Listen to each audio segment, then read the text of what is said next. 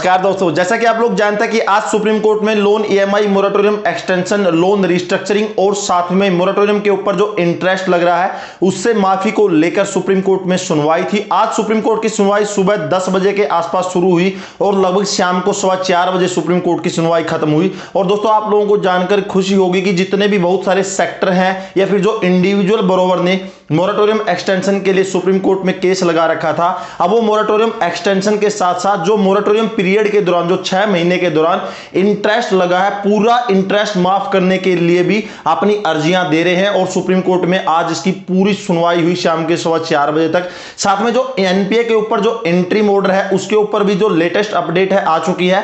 अगर आपका कोई भी लोन ईएमआई अभी चल रहा है और कोई भी बैंक या एनबीएफसी कंपनी आपको बोलते हैं कि आपका लोन हम अभी एनपीए में डाल देंगे, आपके ऊपर लीगल एक्शन लेंगे, तो आप सुप्रीम कोर्ट का जो लेटेस्ट एनपीए इंटरिम ऑर्डर है वो डिस्क्रिप्शन से डाउनलोड कर सकते हैं। मैंने डिस्क्रिप्शन में लिंक दे दिया है। और दोस्तों, आज की वीडियो थोड़ी सी लंबी जाएगी। जितने भी एडवोकेट और पक्षकारों ने सुप्रीम कोर्ट में अपने पक्ष रखे हैं, हम एक एक के ऊपर चर्चा करेंगे। तो चलिए दोस्तों, आज कुछ नया सीखते हैं।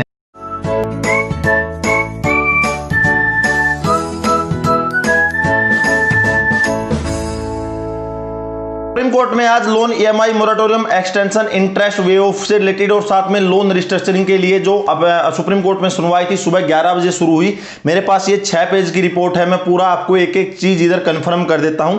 सबसे पहले जो सुप्रीम कोर्ट की सुनवाई है, सीनियर एडवोकेट अभिषेक मनु सिंघवी जी, जो पावर प्रोड्यूसर की तरफ से केस फाइट कर रहे हैं, उन्होंने सुप्रीम कोर्ट में अपनी दलील दी।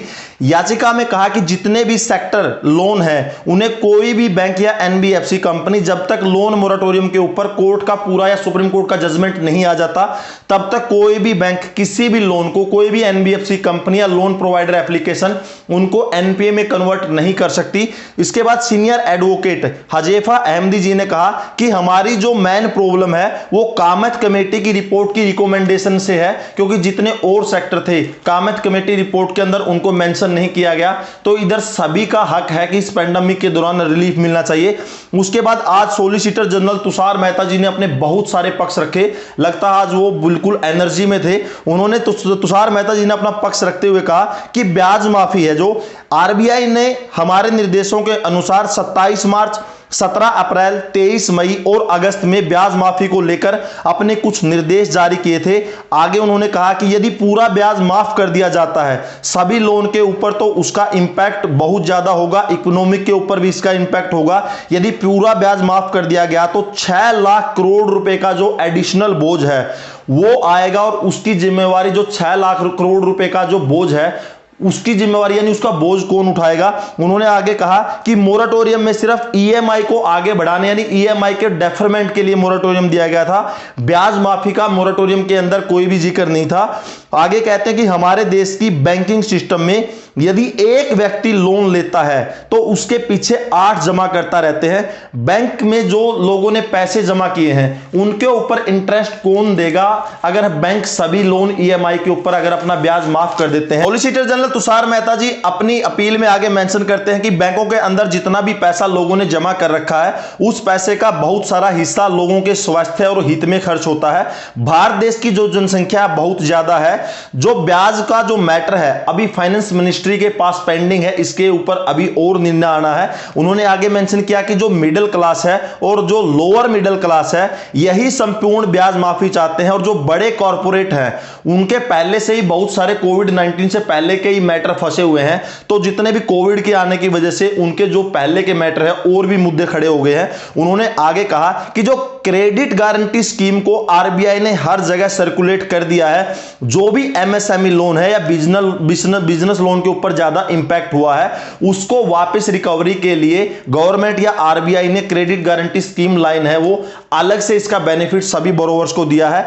आगे मेंशन करते हैं कि लोन ईएमआई के ऊपर पूरा ब्याज माफ करना समस्या का हल नहीं है, सेक्टर को बूस्ट करने के लिए अलग एक फाइनेंशियली हेल्प करना जरूरी है, तभी सही रास्ते में इसका जो इंपैक्ट है कोविड-19 का वो रिकवर हो पाएगा। तुषार मेहता जी ने अपनी याचिका में आगे मेंशन किया कि हमारे देश में बहुत सारे ऐसे डिफॉल्टर हैं जिन्होंने कोविड का पहले नाम भी नहीं सुना था, वो ऑलरेडी पहले ही डिफॉल्ट हो चुके हैं और अभी वो बोरोवर कोविड से ये 19 का नाम लेकर सोचते हैं कि उनको रिलीफ मिल जाएगी, तो ये पॉसिबल नहीं है। रिजर्व बैंक ऑफ इंडिया और केंद्र सरकार जो ऑलरेडी कोविड-19 से पहले डिफॉल्ट हो चुके हैं उनको किसी भी तरह का रिलीफ रिलीफ नहीं दिया जाएगा। आगे मेंशन किया कि रिजर्व बैंक ऑफ इंडिया ने 2% जो ब्याज सबवेंशन स्कीम की घोषणा की, 20 करोड़ की क्रेडिट लाइन जो स्कीम है वो एडिशनल दी है। जो पुराने डिफॉल्टर हैं उनको इसका किसी भी तरह से बेनिफिट नहीं मिलेगा। और आगे उन्होंने कहा कि मोरेटोरियम कभी भी ब्याज माफी को लेकर नहीं था कि मोरेटोरियम के दौरान ब्याज माफ होगा। यह मोरेटोरियम के दौरान जो कोविड-19 या पेंडेमिक आई है, जो बैड कंडीशन आई है, इस दौरान लगभग सिर्फ 50% लोगों ने ही मोरेटोरियम लिया, जबकि 50% के करीब जो लोग बच गए उन्होंने मोरेटोरियम नहीं लिया। उसके बाद सुप्रीम कोर्ट ने कहा कि मतलब आप ये कहना चाहते हैं कि 50% लोगों ने मोरेटोरियम नहीं लिया। इसके बाद सीनियर एडवोकेट वीवी गिरी जी ने मेंशन किया कि आरबीआई ने तो अपने डाटा में कहा कि 70% लोगों ने मोरेटोरियम नहीं लिया, जबकि आप बोल रहे हैं कि 50% लोगों ने ही मोरेटोरियम नहीं लिया।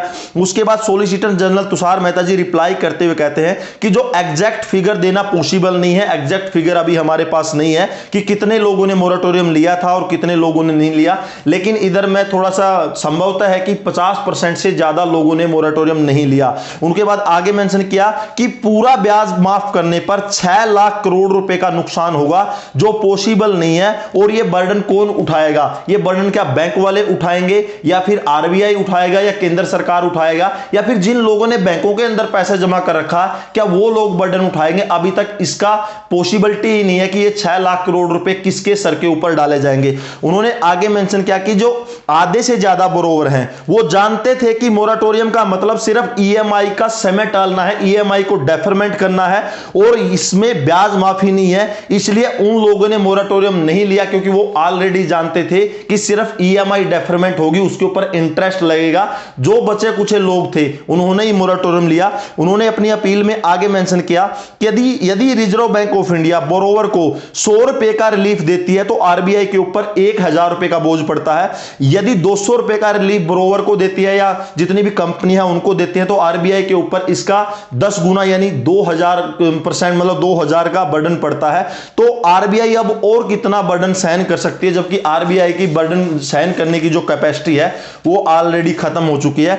उसके बाद सॉलिसिटर जनरल तुषार मेहता जी सुप्रीम कोर्ट के सामने आगे पक्ष रखते हैं कि बैंकों के पास अपना कोई भी पैसा नहीं होता है। मैं या फिर जो बोरोवर हैं जो भी बैंकों में पैसे जमा करते हैं वो किसी दूसरे बंदे को बैंक वाले लोन के रूप में दे देते हैं, जिससे बैंक जो दूसरे बोरोवर से जो लोन के ऊपर जो इंटरेस्ट है वो वसूलता है। अगर मैंने पैसे जमा किए हैं तो मेरे को उसके ऊपर ब्याज दे देता है, यानी एक चैन सिस्टम है, ये चैन की तरह काम करता है कि उससे ब्याज लेकर दूसरे को दे दिया। बैंक इसी तरह काम करते हैं। बैंक के पास अपना स्पेशली कोई लिक्विडिटी नहीं रहता, ये सिर्फ बोरोवर का ही पैसा है। वो आगे मेंशन करते हैं कि कोविड-19 डिजास्टर जब हुआ था तो यह प्राकृतिक हुआ था और अकेला फाइनेंस मिनिस्ट्री ही इसको नहीं झेल सकता, दूसरे मिनिस्ट्रियों को भी इसमें देखना पड़ेगा। डिजास्टर मैनेजमेंट के अंदर सभी निर्णय लिखित होते हैं और प्राइम मिनिस्टर द्वारा लिए जाते हैं। जो नेशनल डिजास्टर मैनेजमेंट जो एक्ट है या एसोसिएशन है या जो मतलब वो बनाई जाती है, कमेटी बनाई जाती है, उनके अध्यक्ष होते हैं और सभी मंत्रालय डिजास्टर मैनेजमेंट की धारा 35 और 37 के अनुसार काम करती हैं। यदि लोन पर ब्याज माफ करते हैं तो जो कॉस्ट है यानी जो 6 लाख करोड़ रुपए का जो कॉस्ट है वो कौन देगा? बैंक देगा, सरकार देगी, या फिर जिन लोगों ने पैसा जमा कर रखा है बैंक या जो लोगों ने पैसा जमा कर रखा वो नहीं देंगे। अगर बैंक बोलते हैं कि हम ले लेंगे तो वो बेशक पूरा का पूरा इंटरेस्ट माफ कर सकते हैं। उसके बाद एडवोकेट गिरी जी जो आरबीआई की तरफ से वो अपना पक्ष रखते हैं। आरबीआई को एक रेगुलेटरी संस्था के रूप में काम करना मतलब अनुशासन लागू करना चाहिए ताकि बैंक ऋण देते समय इसके जो अपने रेगुलेटरी पॉलिसी है वो बनाकर रखे। सुप्रीम कोर्ट जो है जो बेंच है इस्टेब्लिशमेंट हुई थी, उन्होंने एडवोकेट गिरी जी को कहा कि गिरी जी आप केंद्र सरकार की तरह क्लियर नहीं है कि अपने पक्ष में क्या बोलना चाह रहे हैं। जैसे कि पहले केंद्र सरकार ने जो डिजास्टर मैनेजमेंट एक्ट लागू किया था और जो रिलीफ दी थी उस समय भी केंद्र सरकार क्लियर नहीं थी, आप भी अपना पक्ष केंद्र सरकार की तरह ही रख रहे हैं। उसके बाद जो है एडवोकेट रोहतगी जी उन्होंने अपना पक्ष रखा कि एसबीआई बैंक की तरफ से उन्होंने पक्ष रखते हुए कहा कि जो भी रेजोल्यूशन प्लान है उसकी योजना फुली बैंक के पास होनी चाहिए, न कि कर्जदारों के पास। तो इतनी सुनवाई दोस्तों आज को हुई है, आज पूरे कोर्ट में। और जो दूसरे सेक्टर है यहां तक कि इंडिविजुअल बोरोवर भी अभी यही डिमांड करने लगे हैं कि पूरा इंटरेस्ट माफ होना चाहिए। तो दोस्तों फाइनली आज सुबह 11 बजे से लेकर शाम को 4 बजे तक सुप्रीम कोर्ट में सुनवाई हुई। सभी पक्ष और सेक्टरों ने अपने अपने पक्ष रखे, जिसके बाद सुनने के बाद सुप्रीम कोर्ट ने फाइनली कहा कि इस केस का जो आगे की सुनवाई है हम 9 तारीख को यानी कल करेंगे, यानी 9 दिसंबर को सुप्रीम कोर्ट की सुनवाई सेम यहीं से स्टार्ट होगी। और आशा करते हैं कि इसका इंपैक्ट हो सकता है कि इसकी सुनवाई में मोरेटोरियम के ऊपर कुछ मतलब जो वर्डिक्ट है आज के, यहां तक कि सभी सेक्टरों के पक्षों को देखने के बाद लगता है कि कुछ रिलीफ तो बरोबर को मिलेगी मिलेगी, क्योंकि सभी सेक्टर लगभग 22 के करीब जो केस है सुप्रीम कोर्ट में ऑलरेडी फाइल्ड है मोरेटोरियम एक्सटेंशन के ऊपर, लोन रिस्ट्रक्चरिंग के ऊपर और जो इंटरेस्ट रेट है उसके ऊपर लेकर। और दोस्तों जो दूसरे कंपनियां या बैंक वाले आपको डरा रहे हैं कि आपका एनपीए कर देंगे, सुप्रीम कोर्ट का जो लेटेस्ट सर्कुलर है वो आ चुका है एनपीए के ऊपर, डिस्क्रिप्शन में लिंक है, उधर से आप लोग डाउनलोड कर लीजिएगा। और कल फिर आपके सामने नई वीडियो लेकर आएंगे। सुप्रीम कोर्ट ने हियरिंग को कल तक टाल दिया है, यानी 9 दिसंबर 2020 को दोबारा से सुप्रीम कोर्ट की सुनवाई होगी। तो आज सुप्रीम कोर्ट में सभी पक्षों ने ये अपने पक्ष रखे थे, मैंने आपको इधर क्लियर मेंशन कर दिया। दोस्तों फाइनली अगर आपको वीडियो अच्छी लगे तो प्लीज लाइक कीजिएगा, वीडियो के बारे में कोई कमेंट है तो कमेंट सेक्शन में कमेंट कीजिएगा, और इसी तरह से फाइनेंशियल टॉपिक पर नॉलेज पाने के लिए चैनल सब्सक्राइब कीजिए। तो दोस्तों अगले वीडियो के लिए तब तक जय हिंद, वंदे मातरम।